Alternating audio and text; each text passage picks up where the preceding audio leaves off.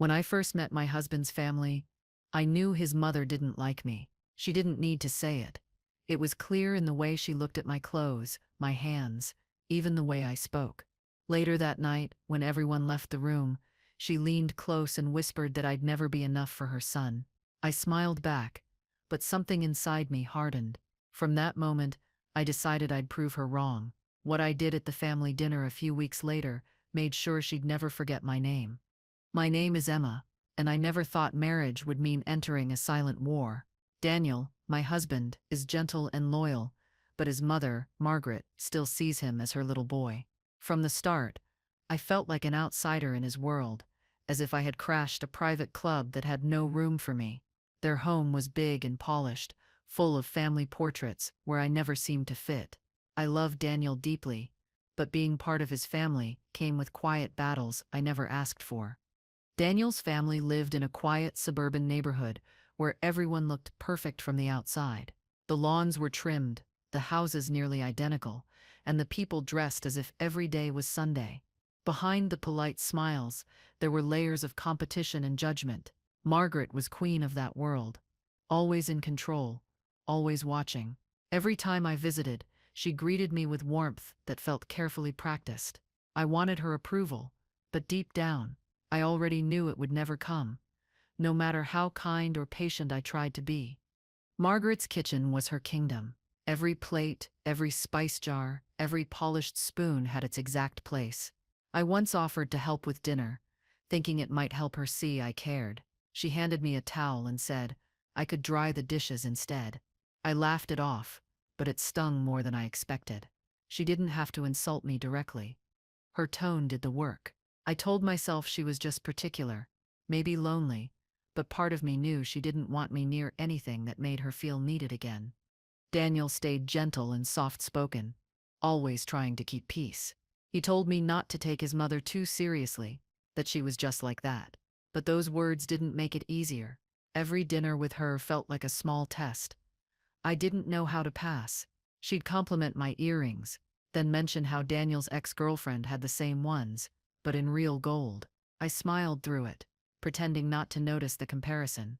Each time I left their house, I carried a quiet exhaustion that clung to me for hours afterward. I remember the first family gathering I attended after our wedding. Everyone laughed at old stories, and I tried to join in, though I didn't understand most of them. Margaret told stories of Daniel's childhood, all filled with her sacrifices and wisdom. When it was my turn to share, she smiled tightly, her eyes moving to Daniel as if asking permission for me to speak. I told a small story about our honeymoon. No one interrupted, but no one laughed either.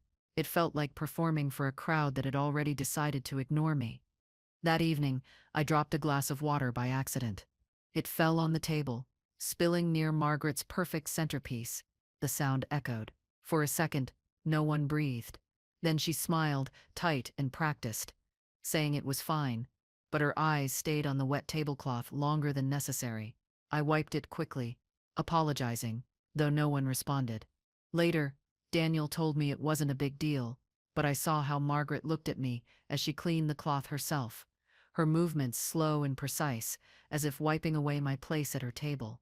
After dinner, when the others went upstairs, Margaret found me in the hallway.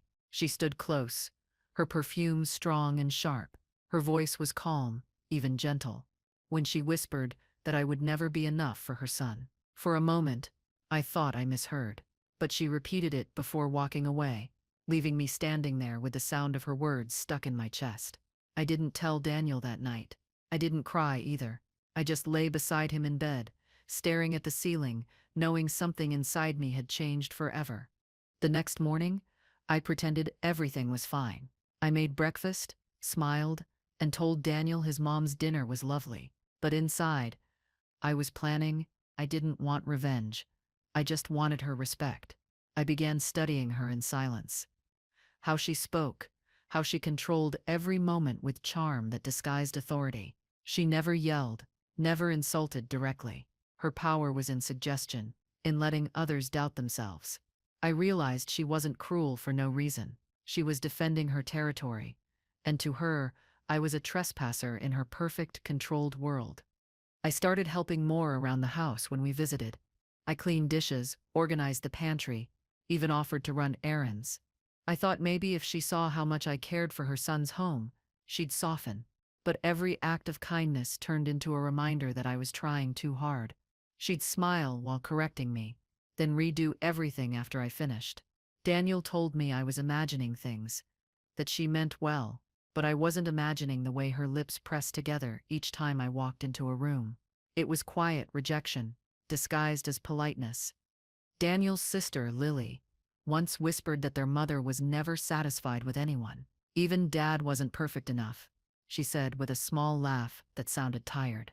I began to understand the pattern. Margaret needed control because it was the only thing keeping her from feeling forgotten. She had built her life around her son, and now, sharing him felt like losing him. Understanding it didn't make it easier, but it made me stop taking her cruelty so personally. Still, every time she smiled at me, I could feel the distance behind her eyes. One afternoon, while helping Margaret in the attic, I found a small box under a pile of linens. Inside were postcards, all written but never sent. They were addressed to her late husband, filled with apologies and longing. Some spoke about fear, fear of being left behind, fear of not being needed. I felt something shift inside me reading them. For the first time, I didn't just see her as the enemy, I saw her as a woman who had lost more than she could admit. I closed the box quietly and said nothing, but I didn't forget. Daniel mentioned one evening that his mother's wedding anniversary was coming up. It was a big deal in their family, an event where everyone dressed up, gave speeches, and tried to impress each other. Margaret would host, of course.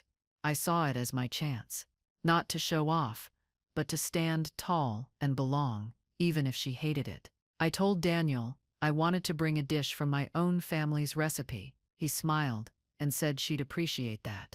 I didn't correct him. I knew she wouldn't, but that wasn't the point anymore. I spent the next few days practicing that recipe over and over again.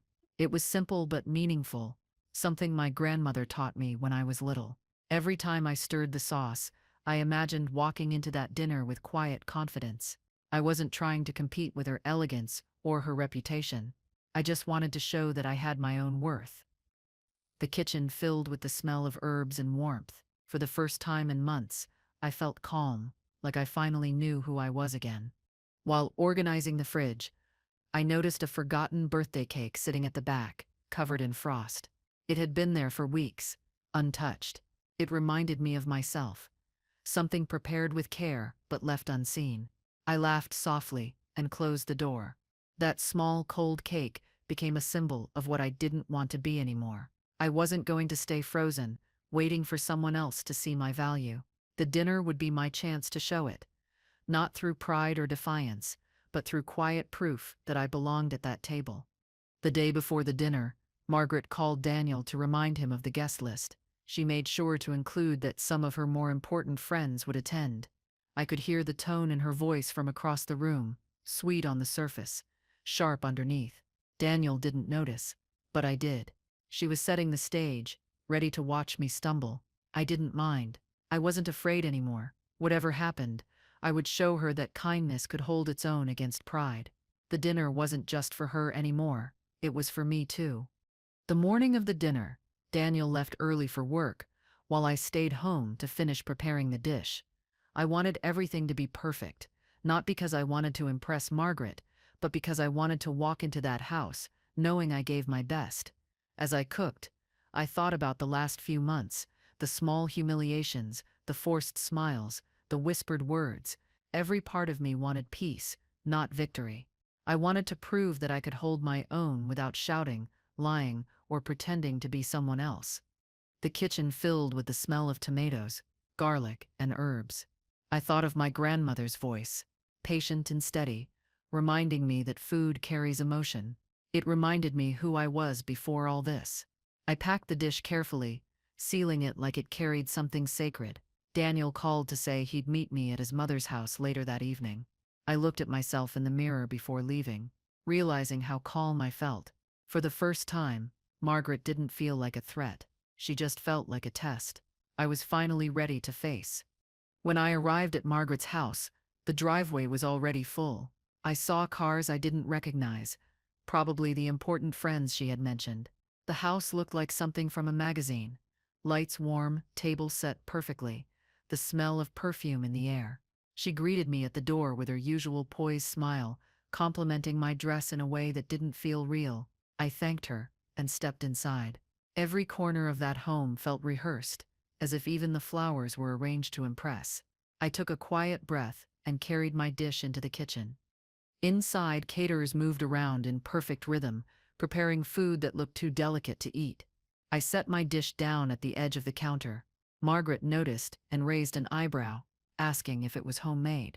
I said yes. Her smile froze for half a second before she turned away, directing a waiter to bring another tray. I could tell she didn't want my dish on that table. Still, I left it there. It didn't need her approval to matter. I just hoped someone would try it, even if it was out of curiosity. Guests began arriving in waves of laughter and perfume. The living room buzzed with energy, the kind that comes from people who know they're being watched. I smiled, nodded, and shook hands, though no one really asked who I was. Margaret floated through the room like a queen hosting her court. Every word she said carried importance. Daniel stood beside me, proud but distracted, always glancing toward his mother. I tried to enjoy the moment, but every glance, every whisper, felt like a reminder that I didn't belong in their polished world. Dinner was announced, and everyone moved to the long dining table covered in silverware and crystal. The dishes looked like artwork. Mine sat at the far end, barely noticeable among the expensive platters. I took my seat beside Daniel, trying not to stare at Margaret, who sat at the head. She began the meal with a speech about family, tradition, and legacy. I listened carefully. Every sentence seemed to carry a quiet message about knowing one's place. When she lifted her glass, everyone followed. I did too, even though I knew her words weren't meant for me. As the food began to pass around, people praised the caterers endlessly. I waited, watching to see if anyone would touch my dish. For a while, no one did. Then Daniel's younger cousin, a teenager named Jake, scooped a small portion out of curiosity. I watched his expression change as he tasted it. He smiled, then took more. Soon, others started asking what it was. Plates began to move, and the smell filled the air. Compliments followed, small at first, then louder. Margaret's expression didn't change, but her eyes stayed fixed on the dish. Daniel noticed the attention and smiled at me. Proud. Margaret interrupted before he could speak, complimenting the caterers again. The conversation shifted quickly, as if she wanted to erase what had happened. But people kept asking who made it. I answered politely, thanking them, keeping my tone light. Margaret's hand tightened around her wine glass, her rings glinting under the chandelier. She smiled again, wider this time, but it didn't reach her eyes. I felt a strange calm, watching her struggle to maintain control. For once, I wasn't afraid of her approval. Halfway through dinner, Margaret began steering the conversation toward success stories within the family. Daniel's promotion, Lily's engagement, her own charitable work. When she mentioned Daniel, she looked directly at me, saying how much effort it took to raise such a disciplined man. Everyone nodded, and I smiled along, though the meaning behind her words was sharp. She wanted the credit for everything Daniel became. I didn't argue. I didn't need to. The more she tried to control the room, the more people looked at me instead of her, curious about the quiet woman she kept overlooking. Margaret's friend, an older woman with kind eyes, asked me about my job. I told her I worked at a small local school, helping with children who struggled with reading. The woman smiled and said that sounded noble. Before I could thank her, Margaret chimed in that teaching assistants don't make much money, but serve an important role. The tone made everyone pause. I just nodded and said I loved what I did. The friend gave me an encouraging smile. For the first time, Margaret's attempt to embarrass me didn't land the way she expected. I noticed Daniel growing uncomfortable, glancing between us. He wasn't used to his mother being challenged, even subtly, but I didn't raise my voice. I didn't need to. My calmness seemed to unnerve her more than anger ever could. Around the table, people continued eating my dish, praising the flavor and asking for the recipe. Margaret pretended not to hear, focusing instead on her wine. I sat quietly, feeling something I hadn't felt before, power without pride. I wasn't fighting her anymore. I was simply existing, and for once, that was enough to unsettle her. Margaret stood to make another toast. She raised her glass and spoke about the importance of maintaining tradition and remembering where we come from. Her words sounded noble, but every sentence was aimed at me.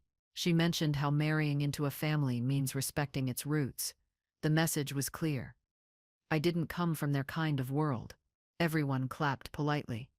I joined in too. My smile never faded, and that seemed to bother her most.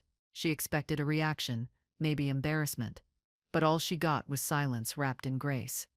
When dessert was brought out, Margaret's caterer tripped slightly, spilling a few pastries onto the tablecloth. It wasn't much, but Margaret's face tightened. For a moment, her perfect image cracked. She brushed it off, but I caught it. The same human imperfection she always pretended not to have. I helped the waiter clean up, and she gave me a look I couldn't read. For the first time, it wasn't anger. It was surprise. Maybe even confusion. I realized she wasn't used to someone helping without making her feel small in return. That small moment stayed with me. The night moved along with polite chatter and forced laughter. Margaret tried to regain her control of the evening, but the energy in the room had shifted. People were relaxed now, enjoying themselves. My dish was nearly finished, and guests kept thanking me. Daniel whispered that he was proud, but I told him to focus on his dessert instead. Margaret sat silently for a while, pretending to check her phone. I could see in her stillness that she didn't know how to respond to being outshined by something as simple as kindness and homemade food. After the plates were cleared, Margaret announced she wanted everyone to stay for a small photo session, a yearly tradition. She arranged everyone carefully, making sure she stood in the middle. I was placed at the edge, almost out of the frame. It didn't bother me. Standing there, I realized something important. Acceptance from her wasn't the prize I thought it was. Respect couldn't be begged or demanded. It had to be earned through patience and quiet strength. As the camera clicked, I smiled, knowing that picture would capture the night she started losing her grip. Before we continue, I just want to say, if you've ever had someone doubt your worth, you'll want to know how this story turns out. Make sure you subscribe and let me know where you're watching from, because what happens next changed everything for me. When the guests began leaving, I helped clean up the dining room. Margaret didn't stop me, but she didn't thank me either. She looked tired, her perfection wearing thin. As I gathered empty glasses, she walked past and said the food turned out well. It sounded like a neutral comment, but coming from her, it was almost shocking. I thanked her, and she nodded slightly before walking upstairs. Daniel wanted to leave soon, but I asked for a few more minutes. Something told me my part in the night wasn't finished yet. In the kitchen, I noticed a small wooden box sitting near the sink. It looked familiar. When I opened it, I saw the same stack of unsent postcards I had found before in the attic. I flipped through them, reading the words again. Regret, loneliness, control disguised as love. One was addressed to Daniel, but never mailed. It said she feared losing him to a woman who might not understand him the way she did. I closed the box, feeling something shift inside me. I wasn't angry anymore. I just saw her fear for what it truly was. Daniel walked in and asked if I was ready to go. I nodded, hiding the box behind me. I didn't want to embarrass her. We said goodbye to the few guests still lingering, and Margaret didn't come downstairs to see us off. On the way home, Daniel joked about how much food there was and how proud he was of my cooking. I smiled, but I kept thinking about those postcards. They explained everything: the sharp words, the judgment, the need to be perfect. She wasn't protecting him. She was protecting herself from becoming invisible. Over the next few days, I couldn't stop thinking about Margaret. Not with anger, but curiosity. I wondered if she had always been this way, or if time had hardened her. I started to see her less as an obstacle and more as a woman who built a fortress because she didn't know how to ask for help. Daniel noticed my quietness and asked what was wrong. I told him I was just thinking about family. He smiled and said, "You fit right in." I didn't believe him then, but I wanted to one day. A few days later, Margaret called Daniel to thank him for helping during the dinner. She didn't mention me once. I wasn't surprised. But that same day, one of her friends sent me a message through social media, saying she loved my dish and wanted the recipe. I sent it gladly, without mentioning Margaret at all. It felt good knowing something I made left a mark. That night, I started writing a small note for Margaret, not to confront her, but to thank her for hosting. I kept it short and sincere. I left it unsigned. The following weekend, Daniel and I visited again to return some dishes. Margaret greeted us in her usual polished way, though something felt different. She wasn't as sharp. She asked Daniel about work, then asked if I wanted tea. I said yes, and she nodded, disappearing into the kitchen. When she returned, she handed me a cup without looking directly at me. We sat quietly while Daniel checked something upstairs. The silence between us wasn't hostile anymore. It was awkward, but calm. I realized she was trying, even if she didn't know how. On the way out, Margaret mentioned she had found a note in the kitchen after the dinner. She asked if it was mine. I told her yes. It was just a small thank you. She nodded again, slower this time, as if thinking about the words. She said she appreciated it, her tone softer than I'd ever heard. I didn't know what to say, so I just smiled. For once, we didn't need to pretend. It wasn't friendship, not yet, but it was something new, an unspoken understanding that neither of us needed to win anymore. That night, I stood by the window at home, watching lights flicker in nearby houses. Families laughed, argued, lived. I thought about how strange it is that people can share blood or love and still struggle to see each other clearly. Margaret wasn't my enemy anymore, and she wasn't my mother either. She was just a woman learning how to let go, and I was learning how to stand firm without fighting. It didn't feel like victory, it felt like growth, quiet, steady growth that didn't need anyone else's permission to matter. Daniel hugged me before bed and told me he was proud of how I handled everything. I smiled and told him we were both still learning. As he turned off the lights, I thought about Margaret's whisper that night months ago. It no longer hurt. It just reminded me how far I'd come. I didn't need her approval anymore, because I had already proven something more important. I was enough, and I didn't need anyone to say it for me to believe it. The family dinner hadn't changed her. It had changed me. Weeks passed quietly after that. Margaret didn't call often, but when she did, her tone was lighter, almost polite. Daniel didn't notice the change, but I did. There was less tension in his shoulders, less worry in his voice. I think he'd spent years trying to keep peace between us, without ever realizing we both needed to face our pride alone. For the first time, our home felt calm, not because things were perfect, but because I had stopped trying to fix what wasn't mine to fix. Some peace doesn't come from winning, it comes from letting go. One Sunday, Daniel suggested inviting his mother for lunch at our place. My first instinct was hesitation, but then I said yes. It felt like the next step. I spent the morning preparing simple dishes, nothing fancy, just warm and familiar. When she arrived, she brought flowers and a jar of imported jam as a gift. It was unexpected, but thoughtful. I thanked her, and she smiled faintly. We ate slowly, the three of us talking about small things, weather, neighbors, plans. It wasn't deep conversation, but it was real. No sharp edges, no silent competition, just quiet civility. After lunch, Margaret asked to see our garden. It was small, but Daniel had worked hard on it. We walked together, and for the first time, she complimented something I had done. The herbs I'd planted near the fence.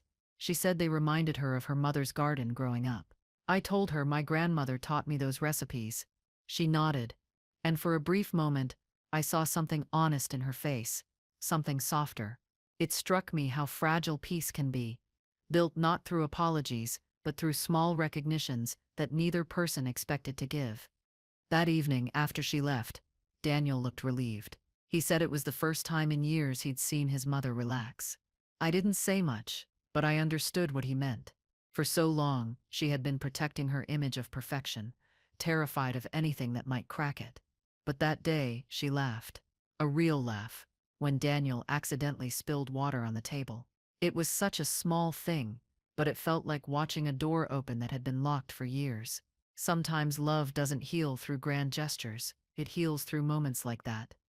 The following week, I found a small envelope in our mailbox, addressed in Margaret's handwriting. Inside was a folded recipe card. It was her late husband's favorite meal, written carefully in her elegant script. At the bottom, she'd added, "Maybe you could try this next time we cook together." I read the line twice, unsure if I was imagining it. It wasn't a full apology, but it was something better, an invitation. I placed the card on the fridge and smiled. Respect, it turned out, wasn't given. It was built, quietly, one act of trust at a time. That weekend I tried her recipe. It didn't turn out perfect, but it felt meaningful. Daniel noticed the smell as soon as he came home. When I told him it was his father's favorite meal, he smiled, his eyes warm. He said he hadn't tasted it in years. We sat down to eat, and I realized that the recipe wasn't just food, it was a message. Margaret was ready to connect, even if she didn't know how to say it. I decided I would invite her next time, not to prove myself, but to share something genuine with her. When Margaret came over the next weekend, I told her I'd tried her recipe. She seemed surprised but pleased. I asked if she'd like to help me make it again, and she agreed, though a bit awkwardly. We worked side by side in my small kitchen, her movements slower than mine but precise. She corrected me gently. Not critically this time. The smell of onions and sauce filled the room, wrapping us in a quiet understanding. There were pauses, but they weren't uncomfortable. We were both learning to speak in a new language, one made of patience instead of pride. During one of those quiet pauses, Margaret mentioned Daniel's father. She said he was a good man but stubborn. Then she added that Daniel got his kindness from him. Hearing her speak softly about the past felt unusual. It made me realize how much she must have carried alone all these years. For the first time, I didn't see her as the woman who tried to belittle me, but as a mother who'd lost too much too soon. The longer we cooked together, the less I saw her as my enemy, and more as someone trying to heal. When we finished cooking, Margaret thanked me. It was simple and short, but it stayed with me. Daniel came home, surprised to find us laughing about something silly, the sauce boiling over. He stood in the doorway, speechless for a second, then smiled. Later, after she left, he said he'd never imagined the two of us in the same kitchen without tension. I told him people change when they feel safe enough to. Maybe all she ever needed was to be seen as more than the difficult mother. And maybe all I needed was to stop defending myself. One evening, while cleaning the counter, I found a small red thread caught between the spice jars. It must have come from Margaret's scarf. I picked it up and smiled at how something so small could feel meaningful. It reminded me of the way families are, threads connecting people who don't always understand each other, but remain tied anyway. I wrapped it around my finger for a moment, before letting it go. It wasn't about holding on anymore. It was about accepting the messiness of connection, the parts that can't be fixed but can still be loved.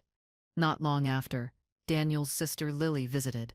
She looked surprised when I told her their mother had been helping me cook. She said she couldn't believe it and admitted she'd stopped trying years ago. That's when I realized how much fear Margaret had created around herself without meaning to. She wasn't cruel by nature. She was just afraid of losing control. I told Lily things were different now. She didn't fully believe me, but she smiled anyway. Sometimes change is quiet enough that others only notice it when it's already complete. That's how it felt with us. A month later, Margaret invited us for dinner at her house again. This time, the tone was different. No guests, no performance, no perfection, just family. She asked me to bring dessert, and I decided to make the same dish that had changed everything that night. When we arrived, she greeted me warmly, and the table was simple, not extravagant. It was the first time I'd seen her let go of appearances. We ate, laughed, and talked without tension.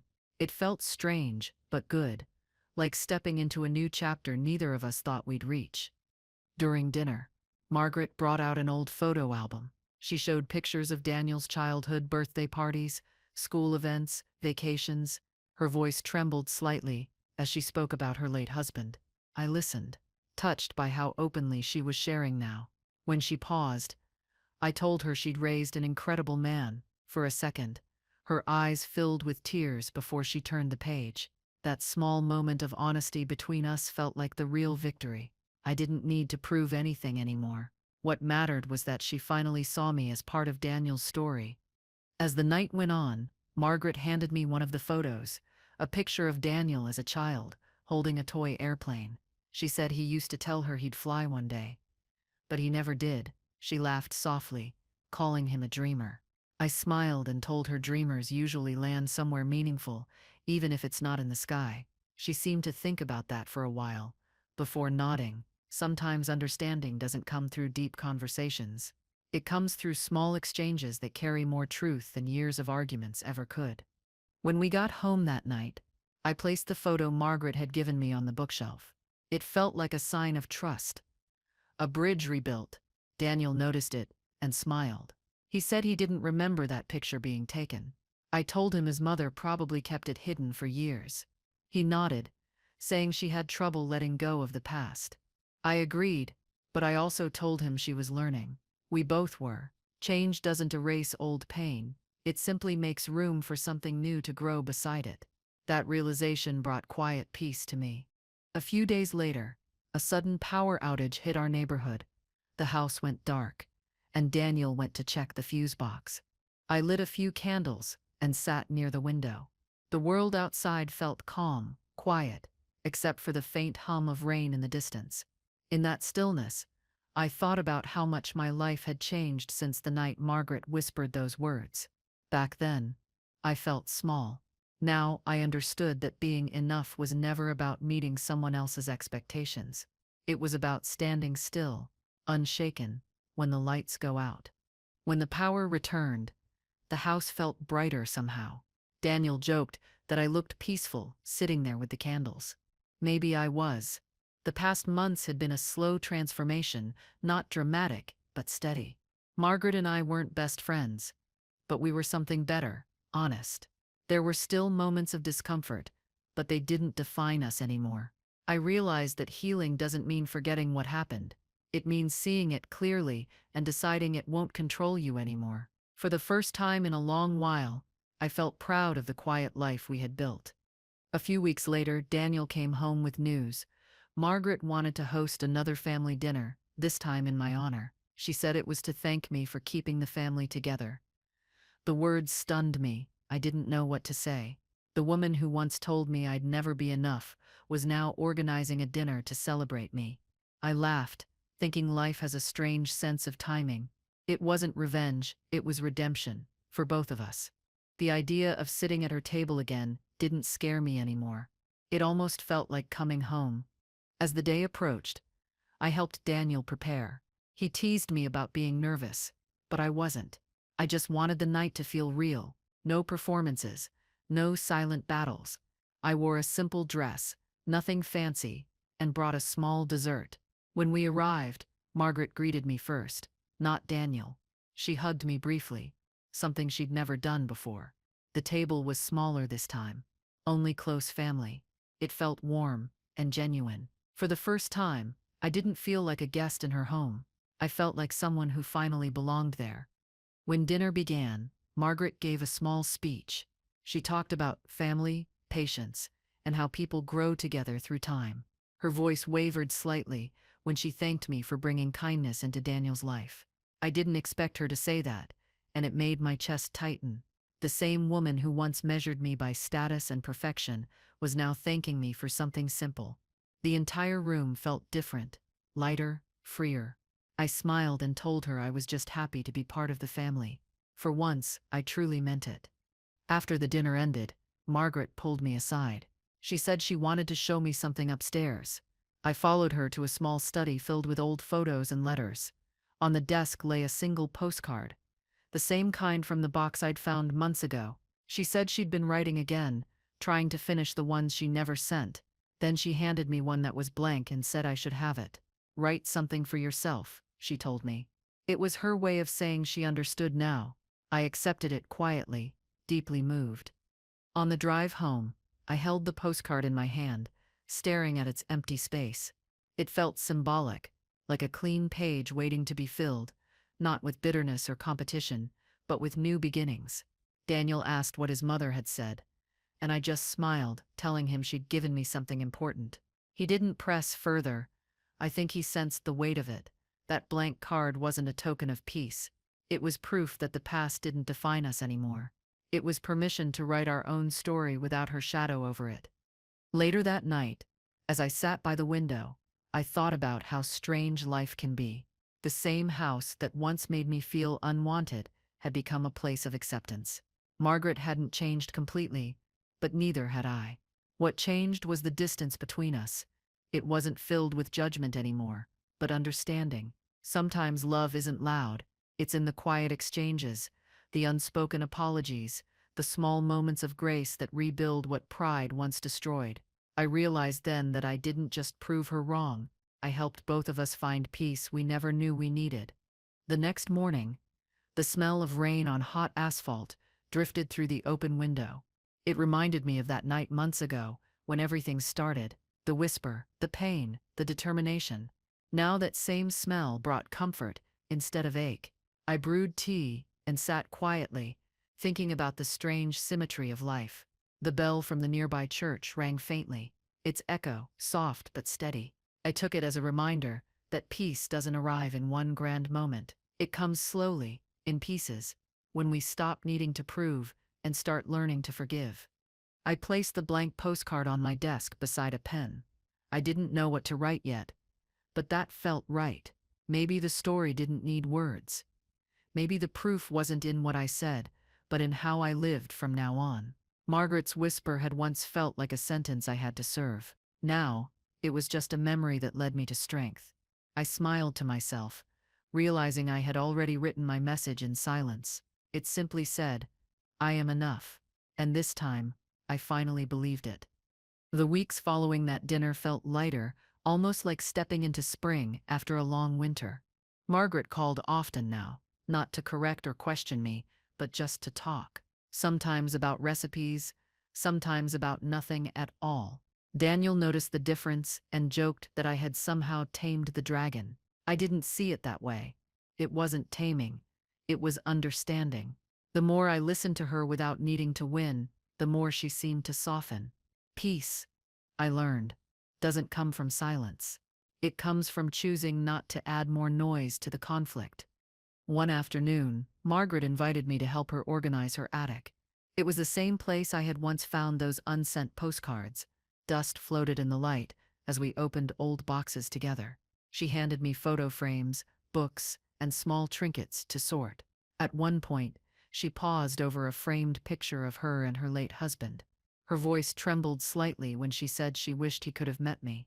I didn't know how to respond, so I just nodded and smiled softly. That simple acknowledgement felt more meaningful than any apology ever could. As we continued cleaning, we found a box of decorations from Daniel's childhood. There were birthday candles, handmade cards, and a small broken toy airplane. She said Daniel never threw it away, even when it stopped working. It reminded her of his stubborn hopefulness. I could see tears forming in her eyes as she held it. I told her he still has that same hope in him, and she smiled faintly. There, in that dusty attic, surrounded by old memories, something healed between us quietly. We didn't need to say it. We both felt it. Later that day, as I prepared to leave, Margaret walked me to the door. She handed me a small tin box, filled with old recipes. She said her mother used to keep them the same way, and that maybe I could add mine to it someday. I thanked her, touched by the gesture. That box wasn't just metal and paper. It was trust handed from one generation to another. I promised myself I'd take care of it. It felt like she was no longer holding the past against me, but sharing it with me instead. That changed everything. That night, when Daniel saw the box, he looked surprised. He said his mother never let anyone touch her recipes, not even Lily. I told him she gave them willingly. He smiled in disbelief and hugged me. It wasn't about cooking anymore. It was about being seen, truly seen. The weight that once hung between us was gone. I looked at the tin box on the counter and realized it symbolized something far greater than food. It was acceptance, quiet and humble, but real. I finally felt like the gap between who I was and who she wanted was gone. The next morning, I found myself missing Margaret's calls. That was new. I realized how much space she had taken in my mind, first as an enemy, now as family. I wondered if she thought about me too. Later that day, she texted to ask for a simple favor. Could I pick up a few groceries for her? It was the kind of errand she never would have asked before. I smiled reading the message. Trust isn't always loud. Sometimes it's hidden in small everyday requests that show you've become part of someone's life naturally. That afternoon, as I dropped the groceries off at her house, she asked me to stay for tea. We sat in her garden, surrounded by blooming flowers. She told me about her plans to renovate the old guest room, saying she wanted a space for Daniel's future children to visit. I laughed and said she was planning far ahead. She smiled and said it was nice to look forward to something again. Watching her that day, I realized she wasn't the same woman who once whispered those cruel words. She was learning how to hope again. Rain started to fall lightly while we sat there. Instead of running inside, Margaret placed her cup down and looked up at the sky, letting a few drops touch her face. She laughed, a sound so unfamiliar that it caught me off guard. I joined her, feeling the soft drizzle on my hands. It reminded me of the smell of rain on hot asphalt, something raw and grounding. We stayed there for a while, saying nothing, just sharing the same small moment of peace. It felt like the world had finally stopped demanding us to prove anything. Over the next few weeks, our relationship settled into something easy. She'd call about small things: what brand of flour to buy, what show to watch. We started exchanging recipes and stories from our families. For the first time, I began to understand her beyond her flaws. I saw the loneliness behind her control, the pride masking years of loss, and she began to see that I wasn't a threat to her family, but an extension of it. The quiet war that once defined us had ended without any winners, only two people who finally learned to listen. Daniel noticed the peace between us and said he'd never seen his mother this relaxed before. I told him people soften when they're met with understanding instead of resistance. He said I had a strange gift for patience. I didn't think of it as a gift, just survival learned through love. When you've spent years being misunderstood, kindness becomes a kind of strength. That's what Margaret and I were now, two strong women learning to exist side by side without needing to compete. It wasn't perfect harmony, but it was real, and that was enough for me. One afternoon, I visited Margaret to drop off some ingredients she'd asked for. She was sitting in the living room, surrounded by photo albums, sorting through pictures. She said she was making a small memory wall to honor Daniel's father. I offered to help, and she handed me a few photos. While arranging them, I found an old picture of Margaret and her husband dancing at their wedding. She looked young and full of joy. I told her she looked beautiful, and she smiled quietly. It was the first time she didn't deflect or correct the compliment. That evening, I helped her hang the final frame on the wall. She stepped back and looked at it for a long time, her expression thoughtful. Then she said something I didn't expect.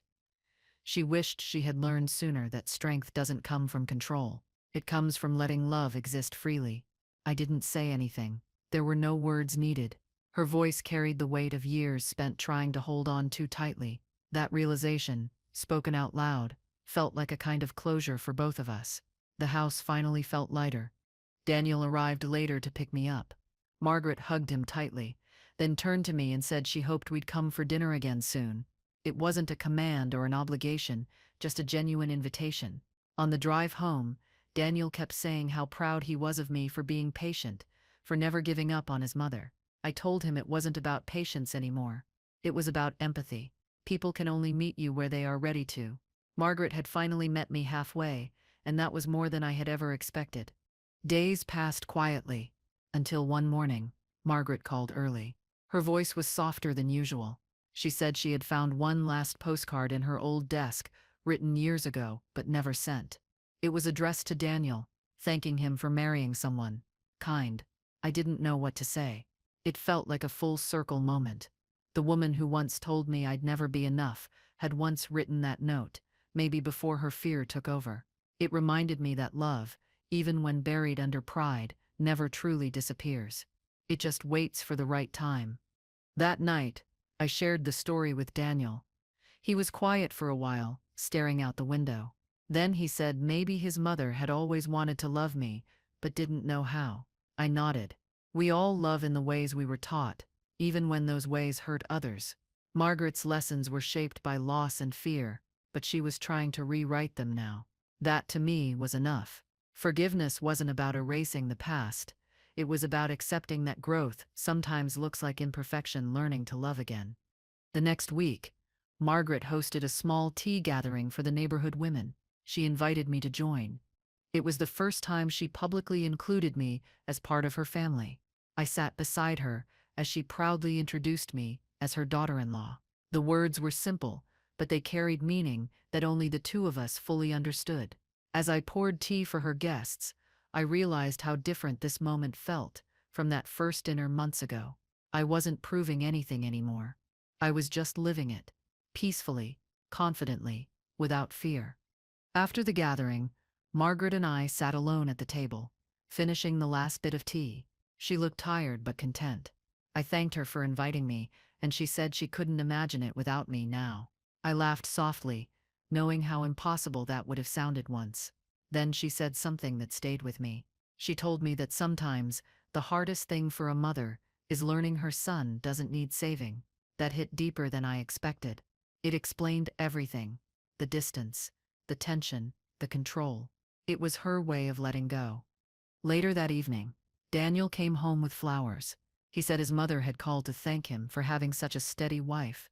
He laughed, calling it the most backhanded compliment she'd ever given. But I didn't mind. I knew what she meant. For her, it was the closest thing to saying she respected me. I placed the flowers in a vase and stood quietly by the window, thinking about how far we'd come. Sometimes victory doesn't look like triumph. It looks like quiet acceptance shared between two people who once thought peace was impossible. The next weekend, we decided to host dinner at our home again. Margaret brought a dessert she made herself, something new she wanted us to try. It tasted slightly off, but I smiled and told her it was delicious. She laughed, admitting she forgot one of the ingredients. That laughter filled the house, warm and easy. It was strange to think that just months ago I couldn't imagine this kind of moment between us. We weren't perfect, but we were family, and for the first time, the word family felt like it actually included me. That night, after everyone left, I stood in the kitchen cleaning up. I looked at the dishes, the crumbs, the glasses half full of water, and I smiled. This wasn't the kind of perfection Margaret used to chase, but it was real. Daniel hugged me from behind, saying he hadn't seen me this happy in a long time. I told him I wasn't happy because things were perfect. I was happy because I finally stopped trying to be. Acceptance had replaced anxiety, and that, more than anything, was what I had been fighting for all along. The following day, I received a small envelope in the mail from Margaret. Inside was the red thread I'd found months ago, now tied in a tiny loop. She wrote that it belonged to me now, a symbol of connection between women who learn from each other. I held it in my hand, feeling a quiet sense of gratitude. That simple thread, once meaningless, had become a reminder that we're all connected by more than blood. We're connected by growth, by change, by forgiveness. It wasn't a gift I expected, but it was one I deeply cherished. I placed the red thread inside the tin recipe box she'd given me, closing it carefully. Those two items together told a story of judgment turned into respect, of pride turned into understanding. I realized that every conflict in life holds a lesson, if we're willing to see it. Margaret's harshness had once broken me, but now it reminded me how strong compassion can be when met with restraint. I looked at the box one last time before putting it away. It wasn't just hers anymore. It was ours, built on the pieces of what once divided us. That evening, Daniel and I took a walk through the neighborhood.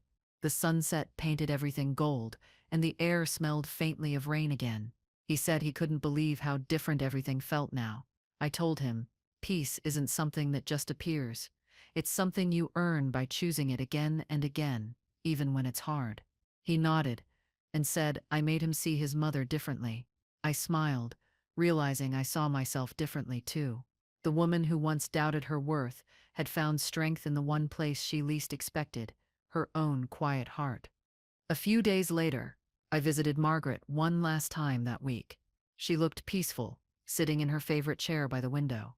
She thanked me for coming and said she was glad Daniel had someone who reminded her of herself when she was younger. I laughed and said that was the nicest thing she could have said. She nodded, smiling faintly, and told me to take care of him. There was no bitterness in her voice anymore, only love. The war between us had ended long ago, but now, it finally felt like closure. Driving home that day, I replayed her words in my mind. They weren't about surrender or defeat. They were about recognition. We had finally seen each other clearly, not as rivals, but as two women bound by the same love for one man. Life has a way of testing you with the people who mirror your own fears. Margaret once reflected all my insecurities. Now, she reminded me of strength. Her whisper no longer haunted me. It guided me. I didn't just prove her wrong. I proved to myself that kindness, not pride, is the truest form of power.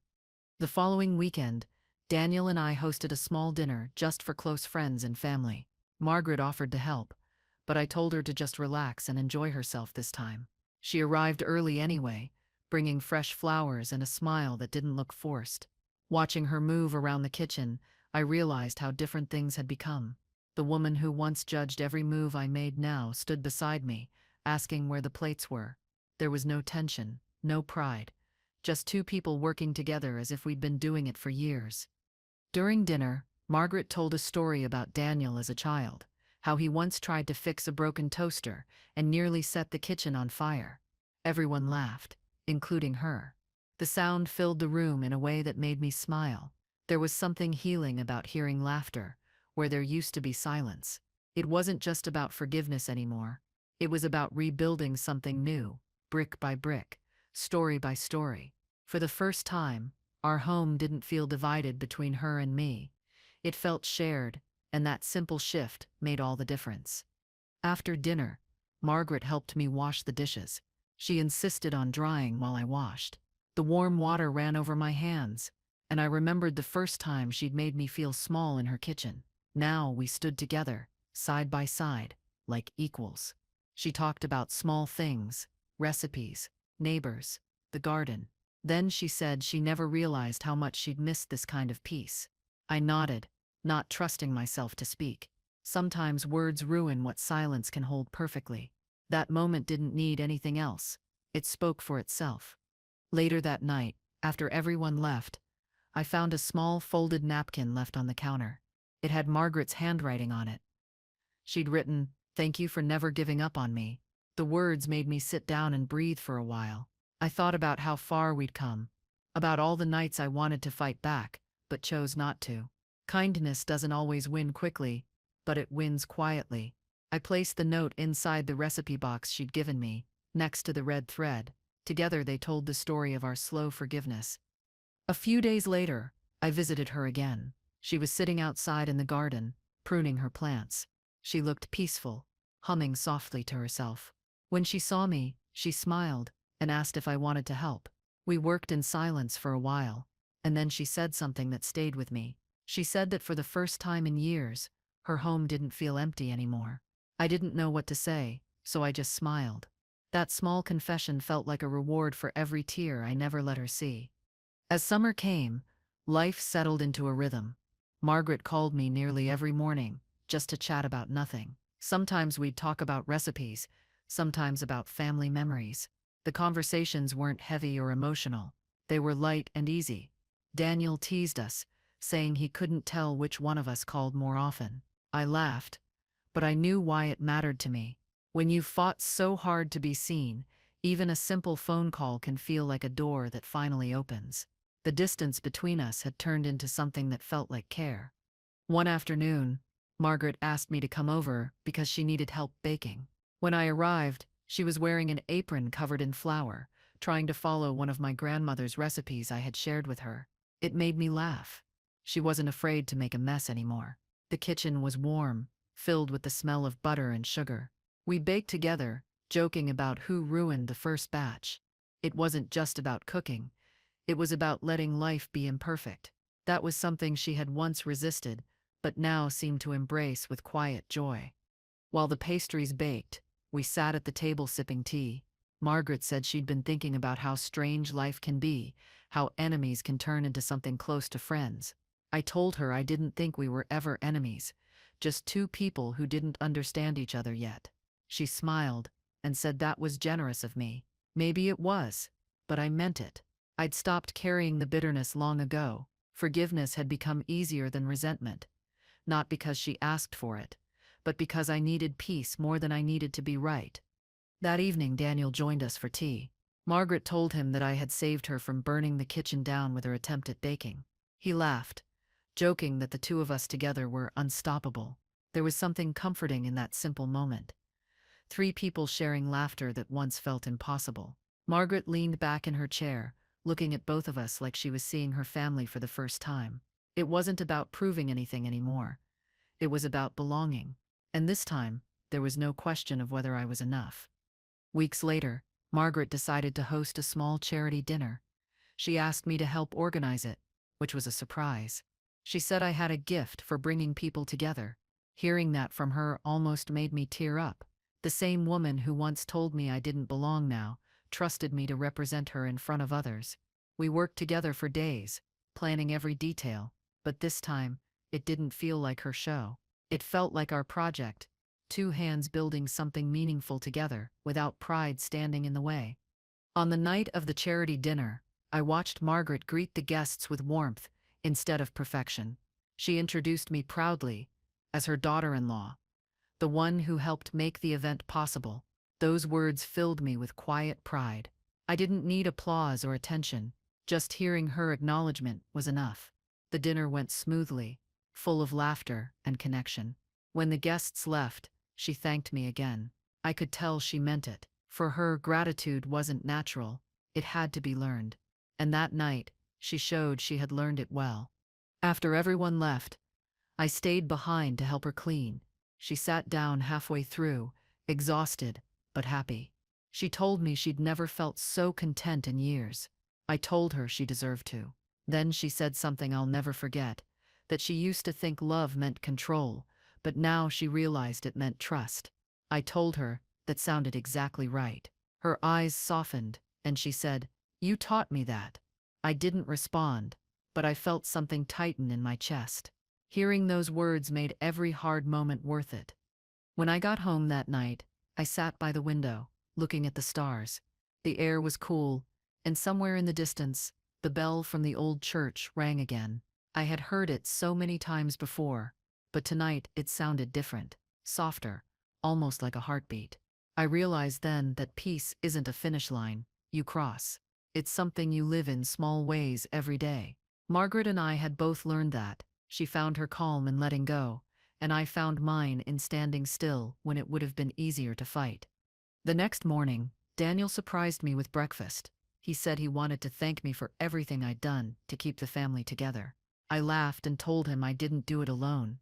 He smiled and said, "You were the bridge." That word stayed with me all day. I thought about how many broken bridges people leave behind because they can't forgive. Building one takes patience, and sometimes all it takes is one person willing to start. I never planned to be that person, but life has a way of placing you exactly where you're needed. That afternoon, I received a small parcel in the mail from Margaret. Inside was a photo frame with a picture from the charity dinner. Margaret, Daniel, and me standing together. On the back she had written, "My family." Just 2 words, but they said everything. I placed it on the mantel, next to our wedding photo. For the first time, both pictures felt like they belonged together. I didn't have to earn my place anymore. It had already been given, freely and completely. That frame would remind me every day of how far grace can carry us. Over time, I noticed Margaret changing in small ways.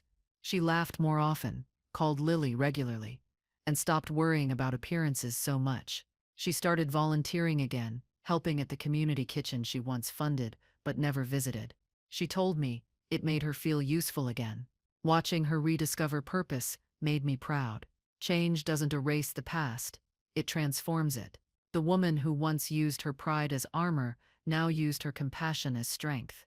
I realized we had both been teaching each other all along, just in different languages of love. As autumn came, Margaret invited us over for a quiet Sunday dinner. The air outside was cool, and the leaves painted the streets gold. She cooked one of my grandmother's recipes again, saying it had become her favorite. The food wasn't perfect, but the moment was. As we ate, Daniel said it felt like we had finally become a real family. Margaret smiled, agreeing softly. I looked around the table, realizing that every argument, every tear, every act of restraint had led here to this peaceful, imperfect, but beautiful moment of connection. It was worth everything. After dinner, Margaret and I sat by the fire while Daniel cleaned the dishes. She handed me a small journal, saying it was something she'd been writing for months. Inside were short reflections, memories, regrets, lessons. One page caught my eye. It read, "Kindness isn't weakness. It's the courage to stay soft when the world demands you be hard." I looked at her and smiled. She said I inspired that thought. I closed the journal and promised to take care of it. It felt like she was passing on something sacred, not just to me, but through me. That night, as Daniel and I drove home, the moonlight reflected off the road like silver. He asked what his mother had given me, and I told him it was her story. He laughed, saying that sounded exactly like her, but to me it meant more than that. It wasn't just her story, it was ours. Every struggle we had gone through had turned into something bigger than pride or pain. It became a testament to how love can change people, even when it begins in the most difficult places. It made me believe in redemption again. A few days later, Margaret called and asked if she could come over. She said she had something for me. When she arrived, she looked nervous, holding a small wrapped package. Inside was a porcelain bell, delicate and old, with tiny carvings around its edge. She said it belonged to her mother and that she wanted me to have it. I asked why, and she said, "Because you remind me of her." I was speechless. The same bell that once echoed in the distance now sat in my hands, a symbol of everything that had come full circle. After she left, I placed the bell on the shelf beside the photo frame and recipe box. Together they told a complete story: the whisper, the struggle, the growth, and the forgiveness. I rang the bell softly, and its sound filled the room, clear and gentle. Daniel walked in, smiling, when he heard it. He said it sounded like peace. I nodded, realizing he was right. That tiny sound carried all the lessons we had learned: patience, humility, and love that doesn't demand anything in return. It was the sound of closure, simple but profound. In the following weeks, I noticed myself changing too. I spoke more kindly to others, even when they were rude. I had more patience with myself, less need to prove anything. Margaret's transformation had become my own mirror. The parts of her that once hurt me now taught me how to grow. Life, I realized, isn't about winning against people. It's about learning from them. Every difficult person carries a lesson, every wound a seed, and when nurtured with grace, those seeds bloom into something stronger than bitterness, understanding. That was the quiet truth I carried forward. One afternoon, I visited the church near our house to light a candle. It was peaceful inside, the soft hum of the world outside fading away. I thought about Margaret, about the woman she used to be, and the one she'd become. I thought about how forgiveness doesn't erase pain.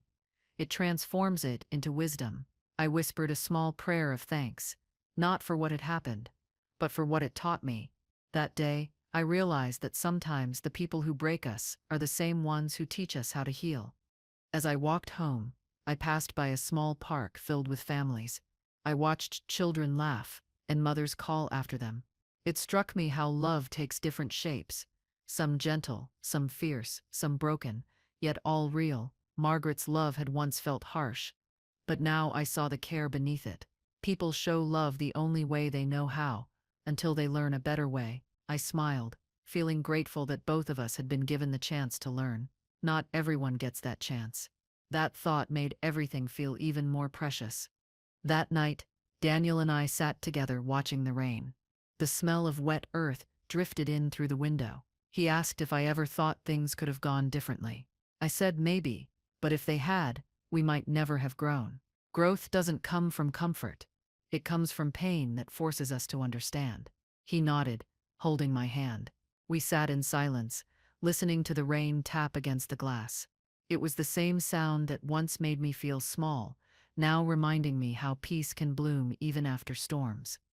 A few weeks later, Margaret invited us over for lunch. It was just the three of us again. The house felt different, softer somehow, as if the walls themselves had learned to breathe easier. She'd made one of my recipes, carefully following the notes I'd given her, watching her in that kitchen. The same one where she once whispered those cruel words felt almost unreal. Time had turned that pain into peace.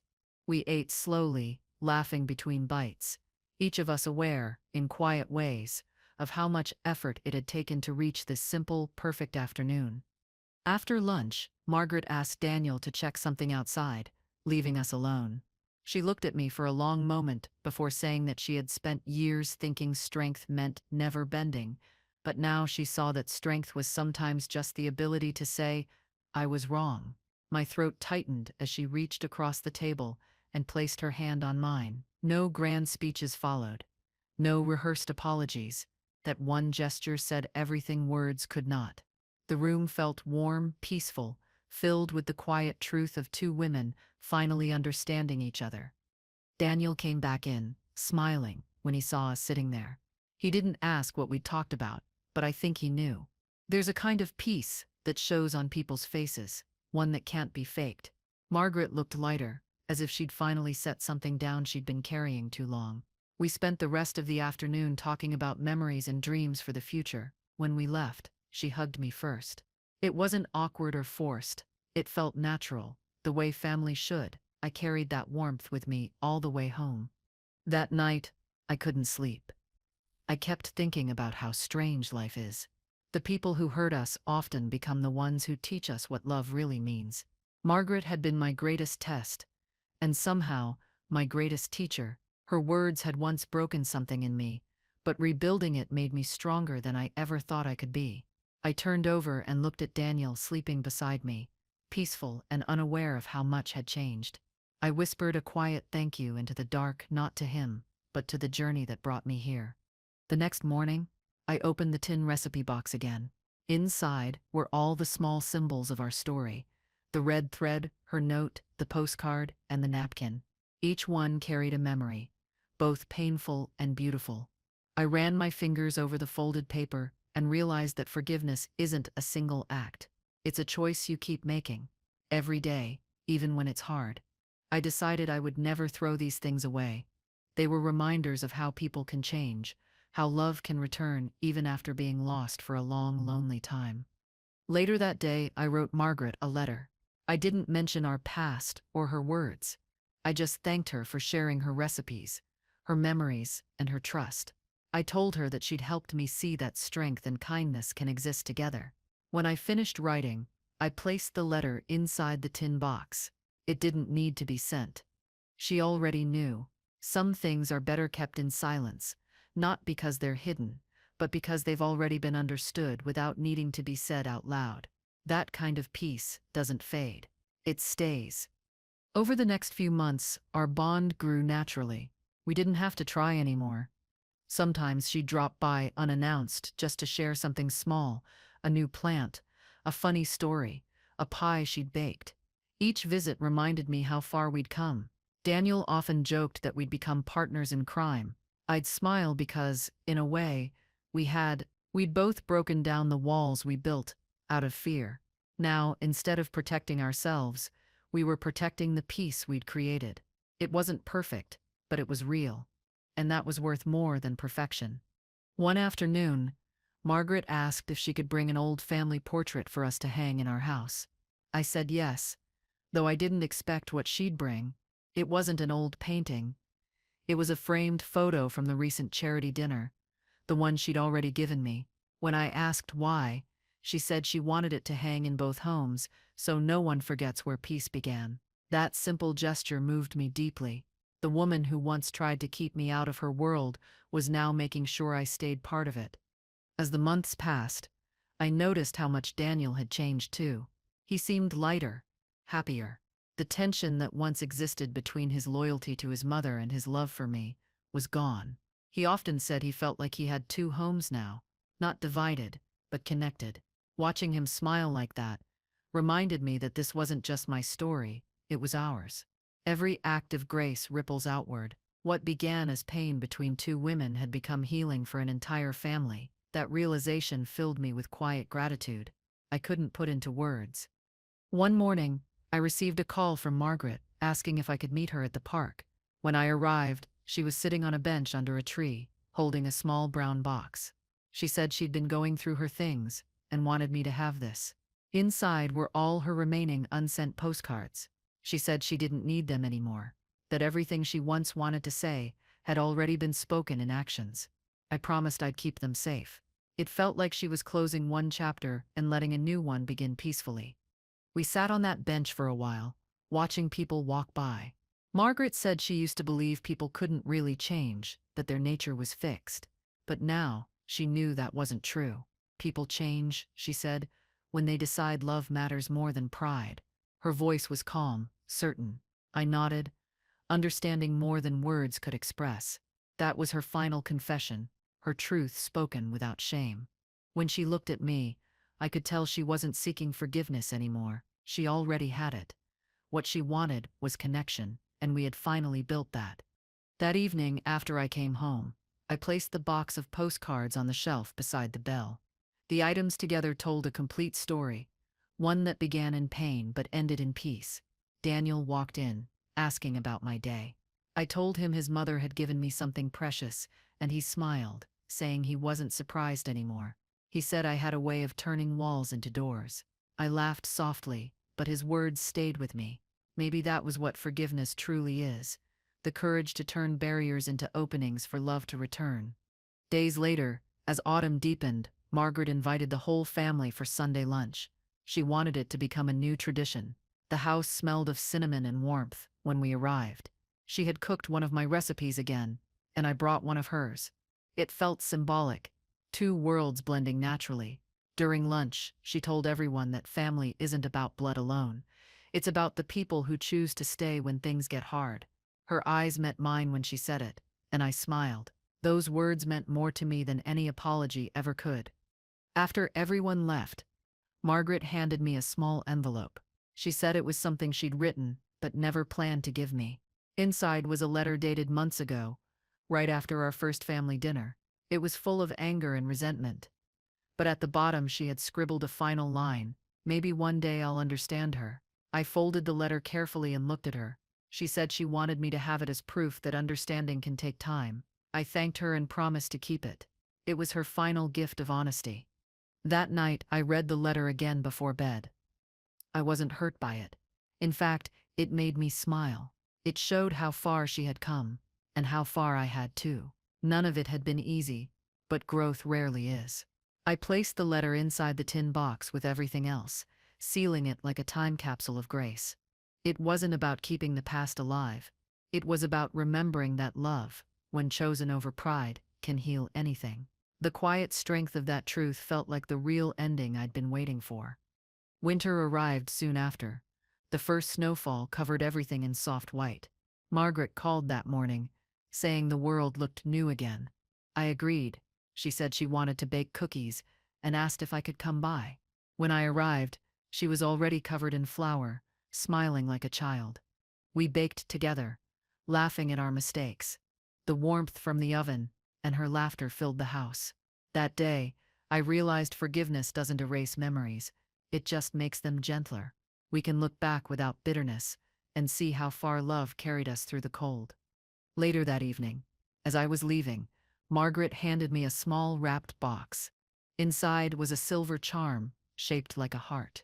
She said it had belonged to her mother, and that every woman in the family had passed it down to someone they trusted. I asked why she chose me, and she said because I had become her heart's reminder to stay soft. I didn't know what to say. I hugged her tightly, knowing what that gesture meant. It wasn't just a gift, it was her way of saying she saw me, truly and completely. On the drive home, snowflakes danced across the windshield. Daniel reached over, squeezing my hand. He said his mother had told him earlier that day that she was proud of us both. The word proud hit differently. It wasn't about achievement, it was about transformation.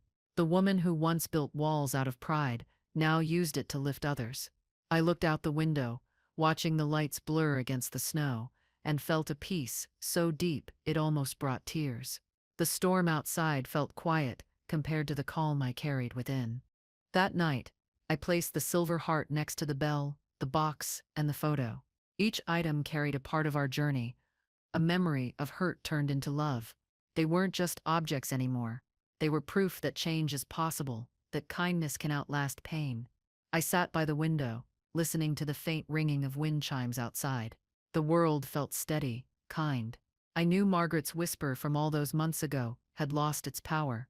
It no longer defined me, it had shaped me into the woman I was meant to become.